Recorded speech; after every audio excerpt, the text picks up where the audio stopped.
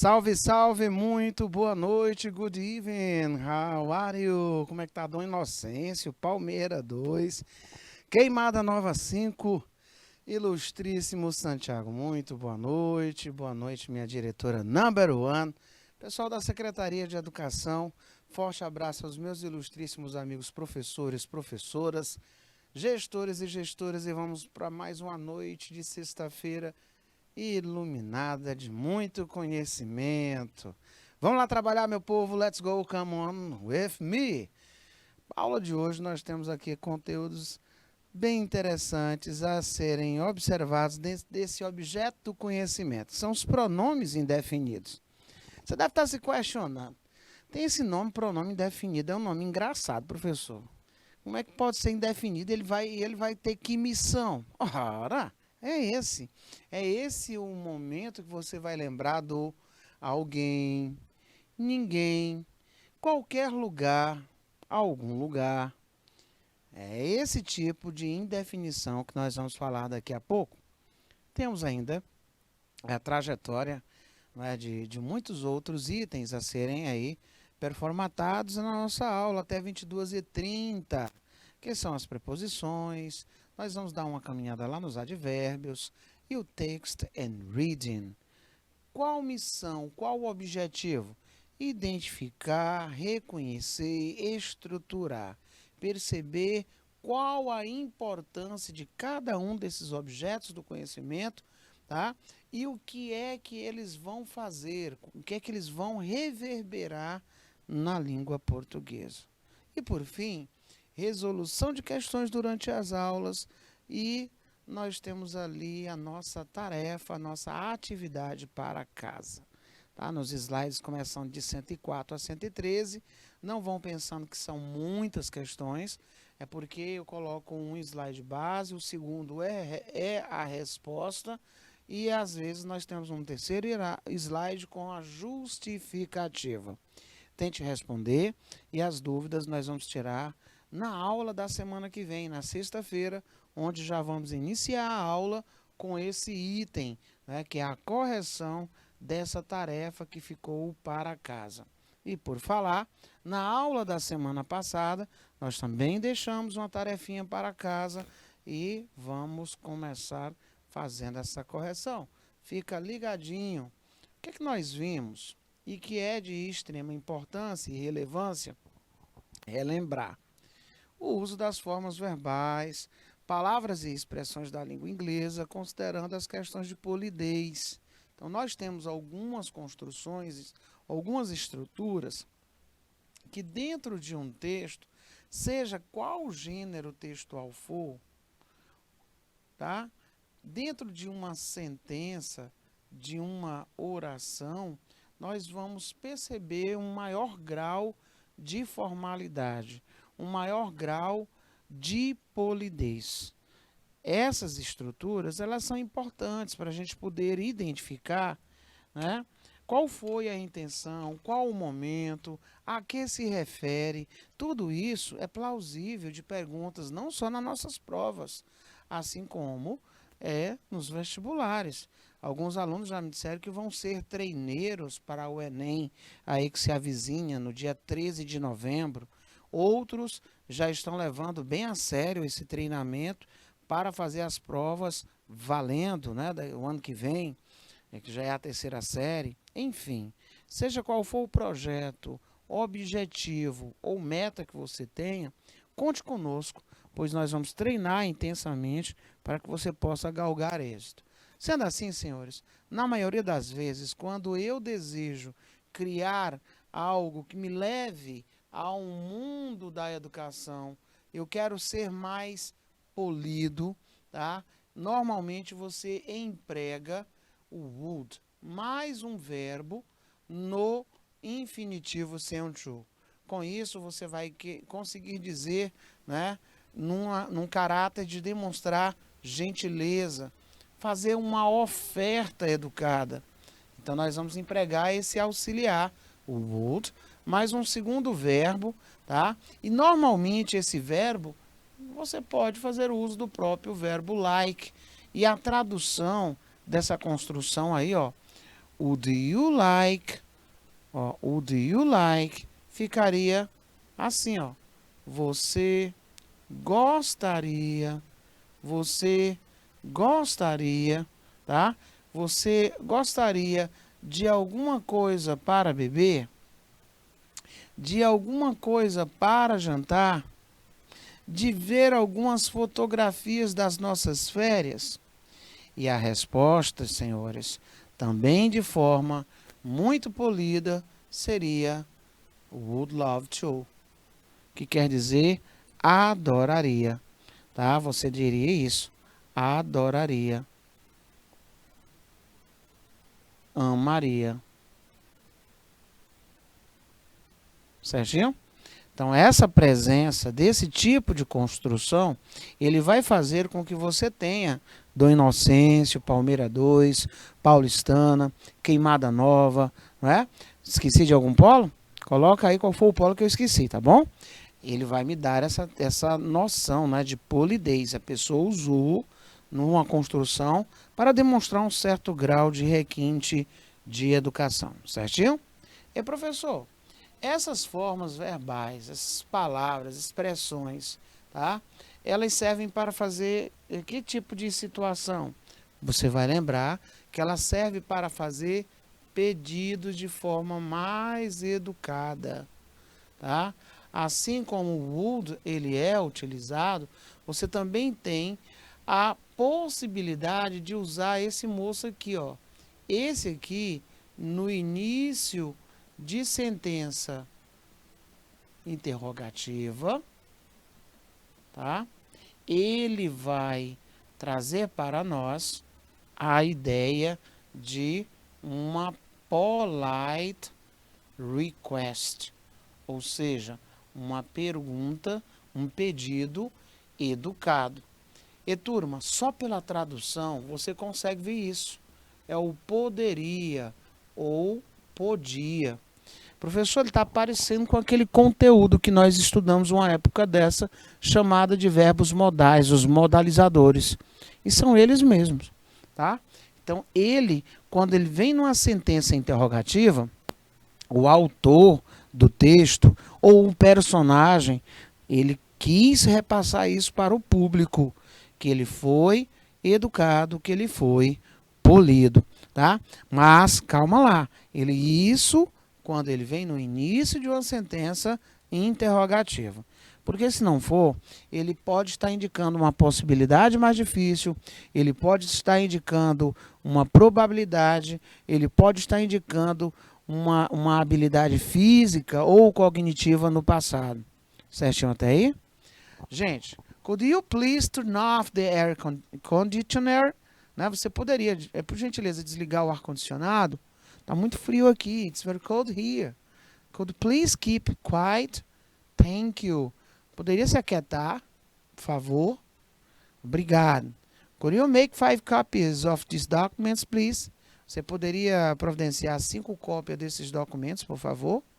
E quando usar o outro irmão dele, mesma família dos modais, o should? Gente, o should, pela tradução, você verifica que ele é o famoso deveria. Esse cidadão, ele é utilizado justamente para dar uma sugestão, para dar um conselho, tá? E quando ele vai na negativa, ele vai estar dando aí uma ideia de crítica, né? Eles não deveriam beber daquela forma, tá? They should not drink, tá? Eles não deveriam beber that way, daquele jeito. Quando se quer dizer que uma pessoa, né, é algo que ela deva fazer no sentido de orientação, de reflexão, você vai empregar esse should. That's look bad. You should go see a doctor. Rapaz, você parece estar muito ruim. Você deveria ver um médico. Olha lá. Deveria ver um médico. Estou tendo simpático. You should not spend so much time on the internet. Você não deveria desperdiçar tanto tempo com a internet. Perceberam? Então, são formas mais educadas de repassar uma mensagem, uma solicitação ou de fazer um pedido. Certinho? Um pedido. Tá? Vamos dar uma olhadinha aqui. Nesse cartoon, eu consigo visualizar a presença de um desses itens que nós visualizamos em termos teóricos. Qual seria desses itens que eu posso estar observando? Que vai me dar uma dica, né? Ele vai me fornecer uma dica com relação à minha resposta. Então, se eu analisar bem o que é que está acontecendo aqui, provavelmente essas pessoas estão saindo de uma escola, né? Ou de uma universidade, nós não temos muita certeza, tudo bem? Eu percebo que eles têm um certo grau, sabe de quê? De intimidade. Por quê? Aqui no primeiro quadrinho, se você analisar, ele fala, olha aqui, ó, do relacionamento. E ele fala que esse relacionamento, ó, eu não tenho certeza se o nosso relacionamento ele está o quê? Dando certo. Workout, funcionar, né? Eu não tenho certeza se o nosso relacionamento ele está prestando de fato. Tá bom? Isso o rapaz dizendo. No segundo momento, a mulher pegou, olhou e disse assim: Do you think we should? Ó, você acha que nós deveríamos ver outras pessoas? E o rapaz diz: I don't know. Eu não sei. Aí a moça disse o seguinte: Why don't we try? Por que não tentamos separar as nossas contas do Instagram primeiro, tá? Então eles deram aí um show de utilização, né? Estão usando e muito, adivinham o quê? As redes sociais, que até mesmo as contas são as mesmas. Eles veem as mesmas pessoas nessa rede social e não tem contato com mais ninguém. Então aqui, no caso, ele está tecendo críticas, olha só, ao uso excessivo das redes sociais. Então nós teríamos a letra C de gatinho, né? Porque gato em inglês é cat. Bacana? Olha aí. Por isso que eu falei para vocês lá na parte teórica, que quando ele está na negativa, normalmente ele está surgindo aí num teor crítico, aquela crítica, né? Eles não deveriam beber desta forma. A pessoa está fazendo um ponto de reflexão. Portanto, letra C de gatinho, cat. Quem são as link words? Bom, você pode chamar de link words preposições. Você pode chamar de link words os adverbs. Você pode chamar de link words as conjunções. Ou qualquer outra palavra ou expressão que tenha como missão conectar, tá? Conectar, ligar, né? Ligar.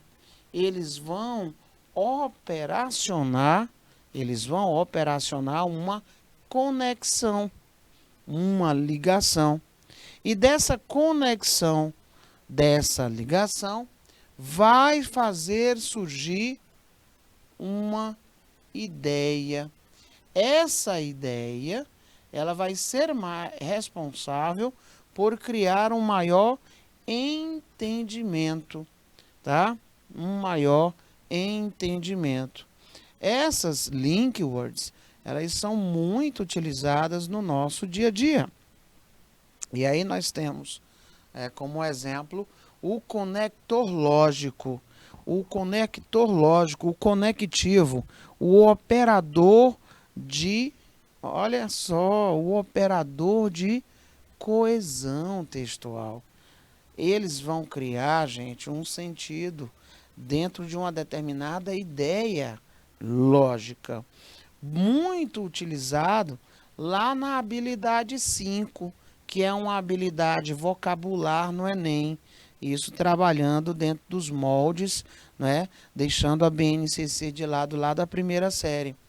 Porque lá na BNCC, esse lastro de competências e habilidades, eles amplificaram. E eles exigem muito mais um ponto de reflexão. Então, uma das competências a serem aí muito contempladas, né, nos próximos vestibulares.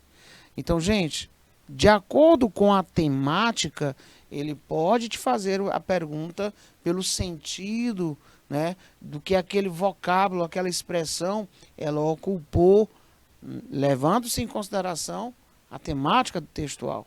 Aqui é a mesma linha de raciocínio. Se você observar, o conectológico trabalhado aqui foi esse, ó. In order to, né? In order to. Sometimes you must hurt. Né? Algumas vezes você tem que se machucar, né? Com o intuito, com a finalidade de conhecer. Fall, cair, com o intuito, com a finalidade de crescer. Lose, perder, com o intuito, com o propósito de ganhar. Aí ele vem e faz a linha de raciocínio final, né? Ele diz aqui, ó, porque as maiores lições da vida, as maiores lições da vida, aí ele colocou aqui, ó, são aprendidas, essa partezinha aqui, ó, tá, ó, elas são aprendidas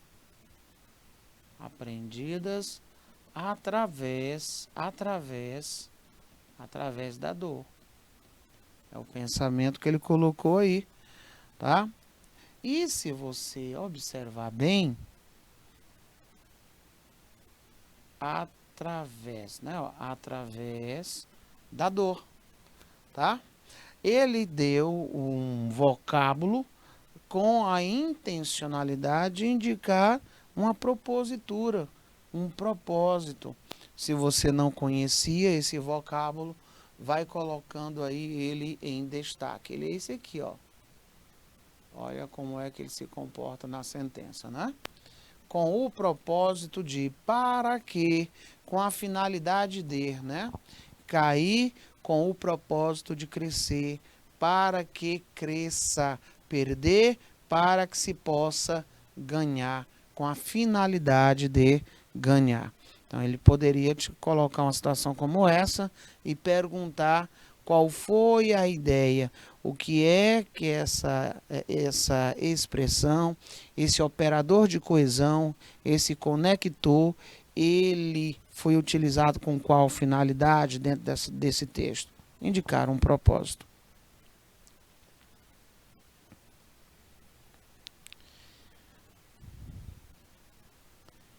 O conector lógico if. Bom, se você está traduzindo o if como se, já vai dizer que ele indica uma condição, né?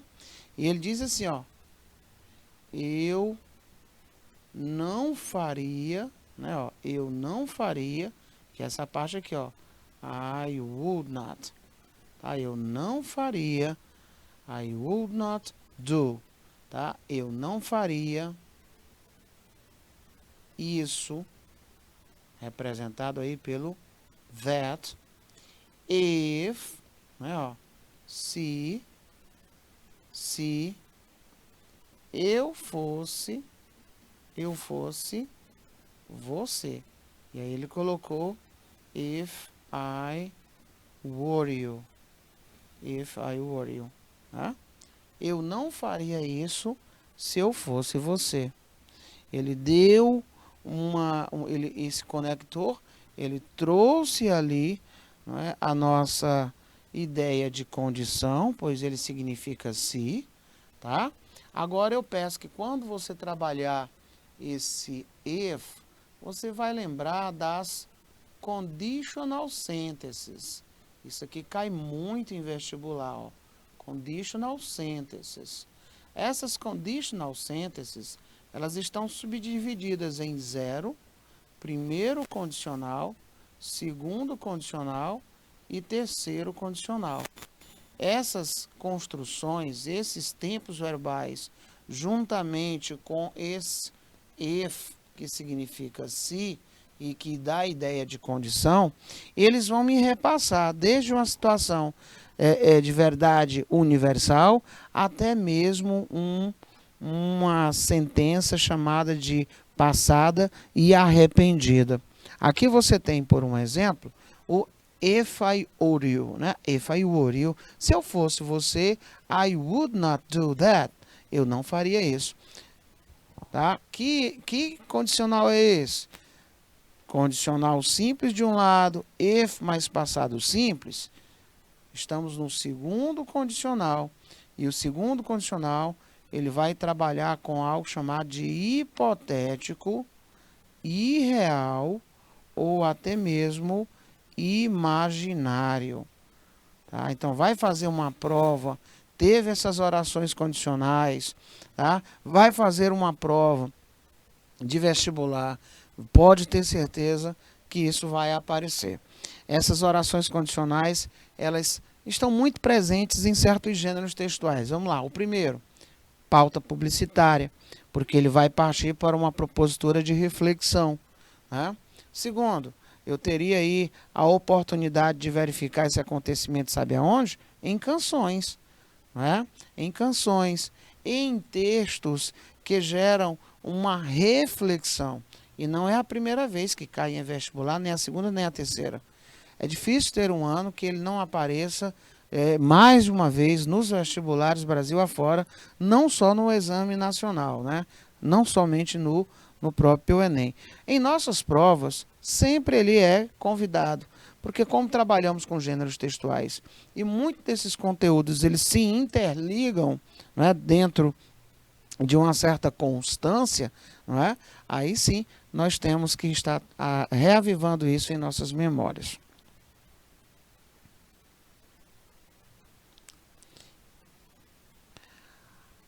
O próximo item aqui a ser mencionado é esse when. Nós sabemos, gente, que o when, ele é aquele moço que significa literalmente quando. E esse quando, obviamente, ele me dá uma ideia temporal. Não é? Ele vai estar interligado com a ideia temporal. Ele é um marco temporal, né? Pode colocar aí que ele é um marco temporal, tá? Eu vi você, eu observava você, né? Quando você estava dormindo, eu observava você, eu observei você, eu cuidei de você. Então, marco temporal, resposta letra E. Coloca aí. Bom, os pronomes indefinidos. Vamos falar das suas famílias e das suas organizações possíveis. Gente, os nomes, eles vão variando, não vão? Vai depender da tradução. Mas, professor, e o que são esses pronomes indefinidos mesmo? Que eu não lembro. Lembra sim. É muito fácil você ver, por exemplo, em músicas, filmes, minisséries, pautas publicitárias, né? Um famoso alguém, qualquer lugar, ninguém. Todo santo dia, professor, eu ouço um pouco de música, porque eu gosto. Olha o todo. Tá? O que é que você está fazendo? Você não deixou para mim, né, uma visão em termos de quantidade de dias, mas você me colocou numa situação de cientizar uma possível frequência. Você usou esse todo, não foi? Então, que tal você agora dizer, todo mundo gosta de ouvir música, tá? Todo mundo gosta de assistir um bom filme. Percebeu? Você está generalizando. Esse é o momento que você vai lembrar dos pronomes indefinidos. O nome já sugere. Eles não fazem referência a nenhuma pessoa, lugar ou coisa específica. Nós usamos esses pronomes quando estamos generalizando, quando não estamos nos referindo a algo ou a alguém específico. Então, mas você poderia dizer, rapaz, só tem para pessoa Não, tem para pessoa e tem também para coisas, certo? Para lugares. Então, vamos dar uma olhada aqui no comportamento. Essa formação. Aí são as famílias principais, né? Some, any e no. São as famílias principais. Acompanhadas, elas vão adquirir significados bem interessantes. Olha aqui. Quando estão relacionadas com pessoas, eu vou utilizar buddy ou one. É por isso que você vai ouvir falar em somebody, someone. Aquela música Someone Like You, né? Alguém como você. Lembram?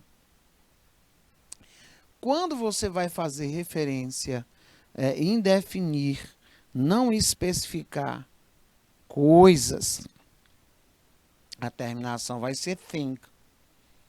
Olha, eu tenho something, eu tenho uma coisa para te falar. Alguma coisa não vai bem. Ou mulher, me conta logo. Não é? Quando você tem uma pessoa que é muito, mas é muito ansiosa, se você disser esse something para ela, é meio que matar. A pessoa é capaz, né, minha diretora, de nem dormir, de não se concentrar mais. Tá? Aí atusiga tanto a paciência da outra, menino, não é nada não, é só brincadeira minha. Esse nada também é um indefinido. Ora, como é que tu nem falou de um conteúdo, não especificou, não é? E você também vai, da mesma forma, utilizar a indefinição. Não é nada não. Eita, jaqueta. Né? Então temos o nothing, temos o anything, tá? E ele vai mudar de tradução, dependendo se é forma afirmativa, se é interrogativa. Ele é muito utilizado também, olha, em propagandas, em cartoons, tirinhas, charges, músicas, poemas, tá? Porque eles trazem um ponto de reflexão. Olha lá essa música que eu dei aí. Pesquise aí depois nas redes sociais. Someone Like You. Tem música muito bacana com esses pronomes indefinidos. Certo? Quando eu vou falar de lugar e vou indefini-lo, eu uso o where. Né? Por exemplo, eu digo It's Friday. É sexta-feira. I want to go anywhere. Eu quero ir para qualquer lugar, but home, exceto para casa. Porque eu quero levar a sério o meu sextou. Olha aqui o meu sextou. Até 22 horas e 30 minutos, sextando sem parar. Tá? Então, olha o anywhere. Em qualquer lugar. Eu deixei indefinido. Eu não especifiquei o lugar. Mas eu digo, but home, menos para casa. Né? Já passa a semana toda esperando aí o momento da sexta. Aí a pessoa diz, but home. B-U-T, home. H-O-M-E, né? But home. Esse but, né? Ele também significa exceção, exceto. Não é só a conjunção mas, porém, contudo. Tá? Então aqui, com certeza, você conhece o everything, né? O everybody. Everybody. Não com essa voz, né? Claro. Tá bom? Everyone, todo mundo, né? Everyone. Aquela pancada que os DJs gostam de colocar, né? Everybody's on the table. Todo mundo sobre a mesa. Olha aí, o everybody, né? Olha, o everybody quer dizer todo mundo, todos. Everything, everything, né? Everything, tá? Ah, todo mundo odeia Chris, né? Exatamente. Todo mundo odeia o Chris. Ô, coitadinho, né? Da minissérie. E é verdade.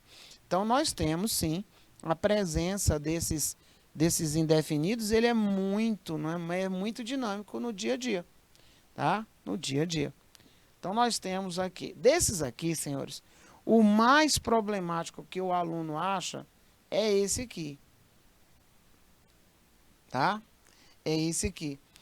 Ele tem uma funcionalidade de dupla negação, mesmo sendo utilizado em sentenças afirmativas. Nós vamos chegar lá. Tá? Então, aqui, nós temos o sozinho, o some, ele pode significar essas traduções aí. Alguns, alguma, né? Algo, cerca de, certo, certa, um pouco de. Olha lá, quando você diz assim, bem educadinho, né? Would you like, ó, would you like, olha lá, would you like some tea? Você gostaria de um pouco de chá? Olha ali, um pouco de. Aqui, nós temos dois itens que demonstram a qualidade da oferta da pessoa. Primeiro, nós vimos esse grau de polidez sendo utilizado aqui, ó. Segundo, nós vimos, olha, o some. Normalmente, esse menino, ele vem em frases afirmativas, mas quando ele aparece numa interrogativa, ele quer dizer que a pessoa espera francamente que você dê uma resposta positiva. Aí caberia aquela resposta, né? I would love to. Eu adoraria, né? I would love to. Eu adoraria. A pessoa foi tão gentil, ó. I would love to. But a little bit, né? But a little bit. Mas só um pouquinho. Certinho? Eu também não quis passar essa saia justa. Aceitei. Só aquele golezinho que você aceita para não fazer a desfeita. Tá? I prefer to forget some things that happened in the past. Olha só que profundidade dessa sentença. Eu prefiro esquecer algumas coisas que ocorreram, né, no passado. E é verdade. Tem coisa que a gente observa assim e diz, eu não sei resolver isso, eu estou sem dormir, eu não consigo me livrar. Eu até sonho. Opa, você tem que levar dois propósitos. Primeiro, bota God na parada, porque quando tem God, para resolver as coisas da frente de todos nós, você se torna, unstoppable, né? Literalmente aquela canção, né? Você se torna imparável. Você é um carro desgovernado, literalmente. E o segundo, relaxa, acredita e vai atrás das boas resoluções, porque tudo dessa vida tem que ter uma resolução. Tudo. Aí costumo meu finado pai dizer que só não tem jeito é para a morte. Que aí é só com o heaven, né? O heaven. Vocês sabem, né, a diferença do heaven para paradise, né? Tem diferença. Ambos querem dizer paraíso, mas o heaven é aquele para onde vão as souls, né? Segundo aí a ilustração da Bible, que é a Bíblia. Certinho? Então eu prefiro esquecer some things, algumas coisas que aconteceram no passado. Would you like some water? Você gostaria de um pouquinho de água? Um pouco de água, um copo com água? Olha aí, quem nunca ofereceu isso, né? Um cafezinho, um chá, um refrigerante, um suco, né? Um doce de buriti. Eita, essa corra boa. Aí nós vamos agora falar da família Sam. Você pode estar lendo aí, some, né? Mas não some agora não. Ainda falta 9 minutos para nossa aula terminar. Some. Somebody, someone. O que é que esses meninos têm de família, professor? Ambos estão na qualidade de indicar alguém. Alguém. Né? Somebody, someone. Muito utilizado em música. Provavelmente você deve estar lembrando aí um fragmento de música que tem esse somebody e someone. A diferença é que um é mais formal do que o outro. Por isso que é mais fácil você ver o outro. Né? Something quer dizer alguma coisa. Alguma coisa. Algo. E somewhere quer dizer algum lugar. Algum lugar. Eita, em algum lugar, em somewhere, né, eu escondi um gift para ti. O que é esse gift? A mesma coisa de present. Eita, que tu vai virar a casa, né?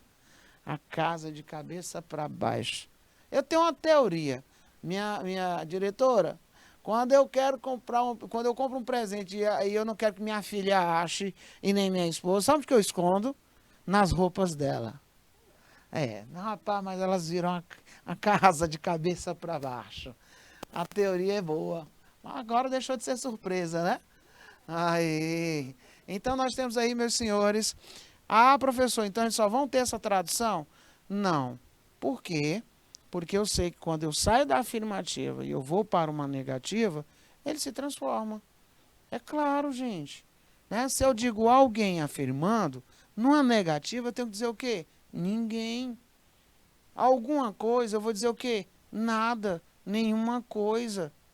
Algum lugar, eu vou dizer nenhum lugar. Quando você está bem enjoado, que você levantou a sua morning, a sua manhã, já reclamando com o pobre do Bird, né? Tava lá, sim, perto da tua window, cantando lá perto da tua janela, e tu diz, diabo desse pássaro, não deixa nem dormir.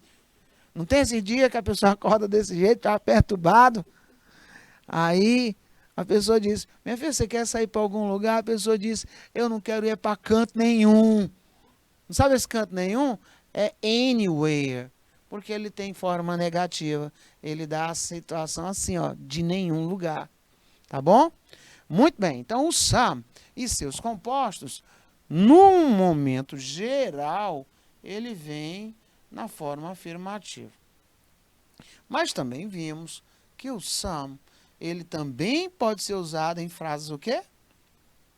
Interrogativas. Quando você quer fazer um oferecimento, um pedido, ou quando você espera uma resposta positiva. Tá aqui, ó, uma resposta positiva. Normalmente, em alguns vestibulares mais conteudistas, pode aparecer uma sentençazinha e ele vai te perguntar o motivo pelo qual o personagem ou o autor resolveu fazer uso da estrutura destacada. E, com certeza, as alternativas vão estar reverberando este conhecimento. Aí não é de tradução, aí é de um conhecimento prévio da estruturação, certinho? Muito, mas muito presente em algumas habilidades que também trabalham com a questão do gênero textual, do tipo textual e do reconhecimento do grupo linguístico, por um exemplo. Tá? Professor, bota aí um exemplozinho para nós vermos. Bora lá. Somebody's missing. Né? Está faltando alguém. Tá? Someone ate the last piece of pizza. Alguém comeu o último pedaço de pizza. Que eu estou dizendo quem foi? Não, né? Eu estou dizendo quem foi que faltou, quem é que está faltando? Não, né? Então, eu deixei aí uma indefinição. Something quer dizer algo ou alguma coisa. We are looking for something to eat. Nós estamos procurando, olha aqui o verbo procurar, ó. Nós estamos procurando por algo para to eat, comer. Somewhere, em algum lugar. Somewhere in Brazil, em algum lugar no Brasil. Somewhere in Queimada Nova, em algum lugar lá em Queimada Nova. Somewhere in Palmeira, em algum lugar lá em Palmeira. Ele pode ser utilizado dentro, né, de regiões mais específicas, dentro da sua casa, em algum lugar na cozinha. Procura lá aquela panela que eu gosto de usar para fazer esse empadão. Já a família do N, ele já diz tudo. Eu vou falar N no sentido de ninguém. Anything no sentido de nada. Anywhere no sentido de nenhum lugar. Nenhum lugar. É por isso que normalmente ele é utilizado em sentenças interrogativas ou sentenças negativas. Auxiliar mais o not ou uma palavra atrativa. Entretanto, se você observar essa família aí em situações de afirmação, ele passa a ter a tradução de qualquer ou quaisquer, que foi aquela tradução que hoje é sexta-feira. Eu quero ir para anywhere, qualquer lugar. A pessoa está afim de se divertir, né? Muito bem. Só bote aí uns exemplos. Take and book you need. Pegue aí, olha aí meu amigo Romero dizendo, pegue aí qualquer livro que você deseja. Aí, ó. Pegue qualquer livro que precisar. Né? Olha outra sentença aí muito bacaninha. I don't have any money. E professor, e por que que aqui foi usado o N? Porque na forma afirmativa ele significa qualquer. Professor, e por que que aqui foi usado N? Porque na forma negativa eu tenho que usar precisamente essa família. Certinho? Olha aqui, mais outra, não tenho nenhum dinheiro comigo. Né? Is that true? É verdade? Do you have any talent? Ei, você tem aí um talento para dança? Meu amigo, eu sentado, eu danço qualquer música que você tocar aí para mim. Do reggae ao forró. Tá? Então, ó, você tem algum talento para dança? Por que que ele foi usado aqui? Forma, ó, interrogativa. Tá? Can anybody help me with my homework? Alguém pode me ajudar com o meu dever de casa? Olha lá o anybody, né? Alguém, sentido interrogativo. I didn't know anyone at the party. Eu não conhecia ninguém naquela festa, não. Olha só, eu não conhecia, forma negativa, anyone, né? Pronto. Aí nós temos, I did not hear anything. Eu não ouvi, foi nada. Anywhere, I would go. Presta atenção, afirmativo. Eu gostaria de ir, eu queria, eu iria, anywhere. Qualquer lugar with you. Eu iria para qualquer lugar com você. Oh, frase de efeito. I would go anywhere with you. Eu iria a qualquer lugar com você. Até vim aí para Barra Grande, curtir uma praia, não é não? Olha só, corra bacana. Finalmente, senhores, a família do no. Aqui sim, eu tenho que tomar um certo critério. Por quê? Esse jovem aí, ele é utilizado em sentenças afirmativas, mas o sentido, ele é de dupla negação. Para tanto, eu não posso ter nada negativo nessa sentença. E ele é mais fácil de dizer, né? Ninguém, nobody, no one, ó, ninguém, nada, nenhum lugar. Nenhum lugar. Alright? Ele tem esse grau máximo, né? Olha aí. I have no money. Para dizer eu não tenho nenhum dinheiro, ó. Eu não tenho nenhum dinheiro. Olha lá. There is no. Não temos nenhum vulcão no Brasil. Tá aí, ó. Não temos nenhum vulcão no Brasil. Percebeu? O não com nenhum, por isso que ele é chamado de duplo negativo. Ele vem em sentenças afirmativas, mas o sentido ele é negativo. E é isso, gente. That's all, folks. Para o ao vivo, por hoje é só. Na sexta-feira tem mais, mas não esqueça de assistir a continuidade dessa aula e de responder a tarefa para casa. Eu te vejo no nosso próximo encontro. Bye!